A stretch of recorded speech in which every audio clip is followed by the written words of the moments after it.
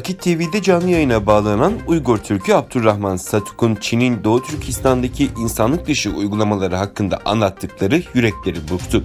Çin'de ortaya çıkan koronavirüsü salgınını Allah'ın Çin'e verdiği bir ceza kanaatinde olduğunu belirten Satuk, Çin tarafından kendisinin ve Uygurların başına gelenleri tek tek anlattı ve Çin bize neleri yaşattıysa şu an kendisi aynısını görüyor ifadelerini kullandı. Çin yönetiminin Uygurlara ayrılıkçı politika uyguladığını ve Çin şehrinde Uygurların otel bulmada sıkıntı yaşadığını dile getiren Satuk, şimdi Çinliler dünyada aynı muameleye maruz kalıyor dedi ve Çin Devlet Başkanı Xi'nin Çin'i durduracak bir güç yok açıklamasını hatırlattı. Müslümanların özellikle Arap dünyasının Doğu Türkistan'daki zulme sessiz kaldığını ve bunun üzücü bir durum olduğunu vurgulayan Satuk, 21. yüzyılda insanlar Ay'a gidiyor ancak biz Doğu Türkistan'daki alimizle iletişim kuramıyoruz. Üstelik bunun gerçek olup olmadığını kanıtlamak zorundayız. Yapmayın kardeşlerim ifadelerini kullandı.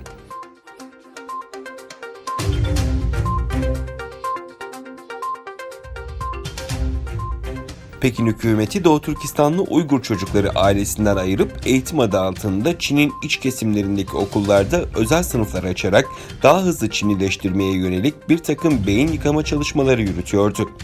Bitter Winter muhabirinin Çin'in Zhejiang eyaletindeki ortaokullarda yatılı öğrenci olarak kalan Uygur çocuklarla yaptığı röportajda Çin Komünist Partisi sevicisi olarak yetiştirilmesi için envai çeşit siyasi eğitimler verildiği çocuklar ortaya çıktı.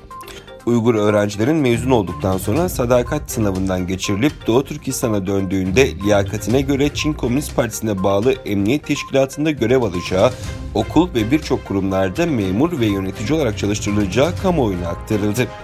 Fakat sözde Xinjiang sınıfı dedikleri okullarda ne yazık ki hala Uygur çocukların olduğu ve Çin'de ortaya çıkan koronavirüsünün karantina bölgesinde kaldığı sosyal medyaya yansıdı.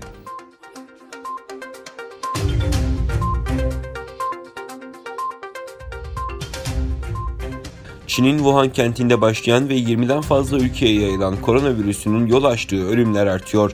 Çin Ulusal Sağlık Komisyonu tarafından yapılan açıklamada son 24 saat içinde koronavirüsü bulaşan 73 kişinin daha yaşamını yitirdiği belirtildi. Çinli yetkililer ölü sayısının 563'e yükseldiğini ve ayrıca 3000 yeni vaka tespit ettiklerini açıkladı. Çin'de ülke çapında koronavirüsü taşıdığı tespit edilen hasta sayısının 28.000'i aştığı kaydedildi. Çin'de yeni doğan bir bebekte doğumdan 30 saat sonra koronavirüsü tespit edildi. Virüsün bebeğe nasıl bulaştığı bilinmiyor. Öte yandan Japonya'da da 3700 kişiyi taşıyan ve Hong Kong'tan gelen bir kişide virüs tespit edilmesi sonrası karantina altına alınan gemide yolcular 2 gündür tek tek taramadan geçiriliyor. 10 yolcuda daha virüsün tespit edildiği bildirildi. Japonya'da böylece vaka sayısı 45'e ulaştı. Ayrıca Hong Kong'da da bir yolcu gemisinde karantinaya alınan 800'den fazla yolcunun da koronavirüsü taramasından geçirilmesine devam ediliyor. Karantinanın ikinci gününde 3 vaka daha tespit edildi.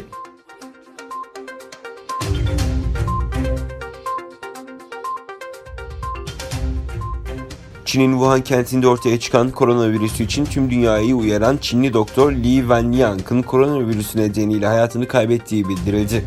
Çin devlet medyasına bağlı Global Times gazetesi tüm dünyayı koronavirüsü nedeniyle uyaran ve daha sonrasında toplum düzenini bozmakla suçlanan Dr. Li Wenliang'ın koronavirüsü salgını nedeniyle hayatını kaybettiğini duyurdu. Global Times gazetesi söz konusu haberi doktorları koronavirüsü salgını nedeniyle uyaran, toplum düzenini bozmakla suçlanan ve polis baskısına uğrayan Çinli Dr. Li Wenliang'ın Perşembe günü Wuhan'da koronavirüsü yüzünden öldüğünü öğrendik şeklinde duyurdu. 30 Aralık 2019 tarihinde Dr. Li sosyal medya hesabından hastalığın bulaşmaması konusunda mesaj göndermişti. Dr. Li, Çin Kamu Güvenliği Departmanı'ndan yetkililer tarafından daha sonra toplum düzenini bozmakla suçlanmış ve kendisine zorla mektup imzalatılmıştı.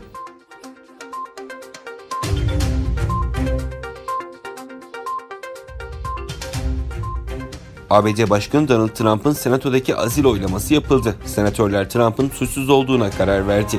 Görevi kötüye kullanma ve Kongre'nin soruşturmasına engel olma suçlamaları yöneltilen Trump'ın Beyaz Saray'daki geleceği için senatörler sırayla oy kullandı. İlk tur oylamada senatörler Trump'ı görevi kötüye kullanma suçlamasından akladı. 48 senatör Trump'ın suçlu olduğu yönünde oy kullanırken 52 senatör Trump'ın suçsuz olduğu yönünde oy verdi. Kongre'ye engel olma suçlamasına ilişkin oylamadan da Trump'ın suçsuz olduğu sonucu çıktı. oyladı. 53 senatör Trump'ın suçsuz olduğuna hükmetti. 47 senatör ise Trump'ın suçlu olduğu yönünde oy kullandı. Demokratların çoğunlukta olduğu Temsilciler Meclisi Başkan Donald Trump'ın azline onay vermişti. ABD Başkanı Ukrayna hükümeti üzerinde baskı kurarak 2020 başkanlık seçimlerinde Demokrat Parti'nin adayı olmak isteyen Joe Biden'a karşı avantaj sağlamaya çalışmakla suçlanıyor.